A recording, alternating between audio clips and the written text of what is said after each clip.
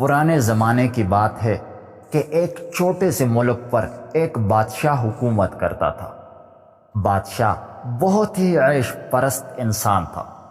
اس بادشاہ کی ایک خوبصورت اور حسین و جمیل بیٹی تھی۔ ملکہ بادشاہ سلامت کو عیش پرستی سے بہت روکتی تھی، لیکن بادشاہ کسی کی ایک نہیں سنتا تھا۔ اس عیش پرست بادشاہ نے اپنے ملک میں ایک قانون بنایا ہوا تھا کہ جو بھی خوبصورت لڑکی بدکاری کرتے ہوئے پکڑی جاتی تو زنا کرنے والے لڑکے کو سنسار کر دیا جاتا، جبکہ اس لڑکی کے ساتھ بادشاہ ساری رات زنا کرنے کے بعد صبح اس کو پورے گاؤں میں ننگا گھماتا۔ اس بادشاہ سے تمام رعایا بہت خوف کھاتی تھی کہ غلطی انسان سے ہوتی ہے اور گناہ بھی انسان سے ہی ہوتا ہے، لیکن اس کی سزا بھی ہمیں اسلام کے مطابق دینی چاہیے، نہ کہ اس لڑکی کو ننگا کر کے پورے گاؤں میں گھمایا جانا چاہیے اور اس کی عزت کو تھار تھار کیا جائے۔ بادشاہ سلامت ہر وقت اس تھاک میں رہتا کہ کوئی لڑکی بدکاری کرتے ہوئے پکڑی جائے اور میں اس سے زنا کر کے اس کو پورے گاؤں میں ننگا گھماؤں۔ یہ سب کچھ دیکھ کر بادشاہ کا ایک وزیر بہت تنگ آ چکا تھا اور وہ ہر وقت بادشاہ سلامت کو نیک مشورے دیتا تھا، لیکن بادشاہ سلامت اس کی ایک بھی نہ سنتا تھا۔ ایک دفعہ وہ عیش پرست بادشاہ ایک گاؤں سے گزرا تو اسے ایک بزرگ کی بیٹی بہت پسند آ گئی اور اس پر پہلی نظر ہی میں فدا ہو گیا۔ اس عیش پرست بادشاہ نے سوچا کہ اس لڑکی کے ساتھ کیسے بدکاری کی جائے۔ تھوڑی دیر سوچنے کے بعد بادشاہ سلامت نے اپنے محل کے ایک سپاہی کو ایک منصوبے کے تحت بھیجا اور کہا، گاؤں کی اس خوبصورت لڑکی کو اٹھا کر ایک غار میں لے جاؤ اور تم اس کے ساتھ بدکاری کرنا، اور ادھر سے میرے سپاہی تمہیں رنگے ہاتھوں پکڑ کر لے آئیں گے۔ میں دکھاوے کے لیے تمہیں تھوڑی سزا دے کر اپنے ملک سے انعام و اکرام دے کر رخصت کر دوں گا اور اس لڑکی سے اپنی زنا کرنے کی خواہش پوری کر لوں گا۔ وہ سپاہی محل سے نکل پڑا اور بزرگ کی بیٹی کو رات کو اغوا کر کے ایک غار میں لے گیا اور اس کے ساتھ بدکاری کرنے لگا۔ وہ بدکاری کر رہا تھا کہ بادشاہ کے سپاہی پہنچ گئے اور انہوں نے دونوں کو پکڑ کر اس لڑکی کو بادشاہ سلامت کے سامنے پیش کیا۔ بادشاہ معمول کے مطابق ساری رات اس لڑکی سے بدکاری کرتا رہا اور پھر اس کو ننگا کر کے پورے گاؤں میں گھمایا۔ وہ بزرگ اور اس کی بیٹی نے خودکشی کر لی۔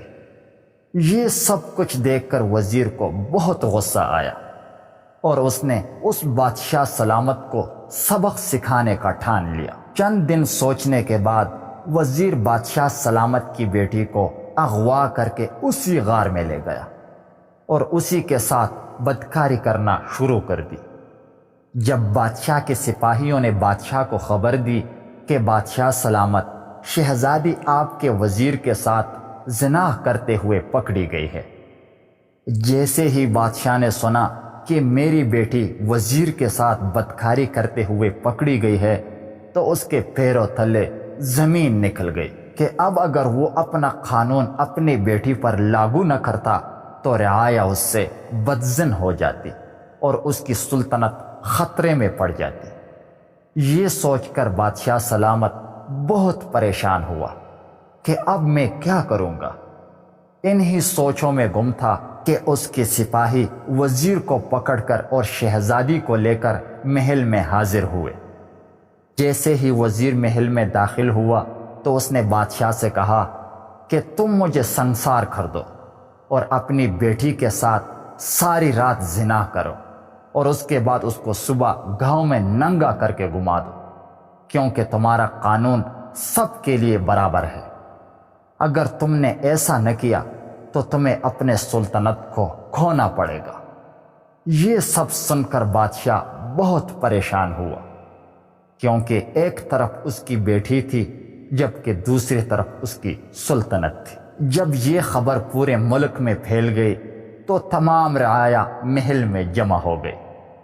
بادشاہ یہ سوچ رہا تھا کہ اپنی بیٹی کو بچاؤں یا اپنی سلطنت کو، لیکن اس بدبخت بادشاہ نے اپنی سلطنت کو ترجیح دی اور اپنی بیٹی کے ساتھ زنا کرنے کے لیے تیار ہو گیا۔